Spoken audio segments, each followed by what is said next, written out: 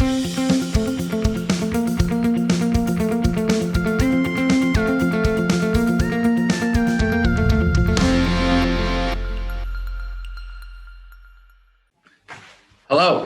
this is Michael Carpenter, Vice President Risk Management here at Ncontracts.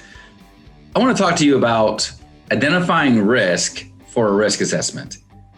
Commonly, I know I get asked, and I'm sure you maybe even ask yourself, what are the risks that I should include in a risk assessment? I mean, the list can go on forever, right? Or I don't even know if I am addressing the right amount of risk or the right types of risk. And so let's focus on types of risk. You're creating a risk assessment, and so you want to look at the different types of risk. Let's call those the categories of risk. So depending on your regulator, right, there are a set of categories, risk categories, that is appropriate for you.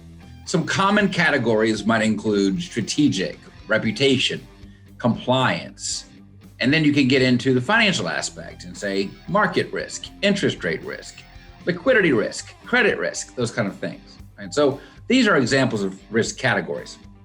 So in a risk assessment, to make sure that you're addressing risk holistically, you want to include all of the categories. So list your categories, that's your scope, if you will, and then identify the risks and those risks that are almost come very easily within that category. You can always spend more time later, but for speed and for consistency and to make sure that you're, again, being holistic in your risk view, write out your categories, identify risks by category, and that assessment.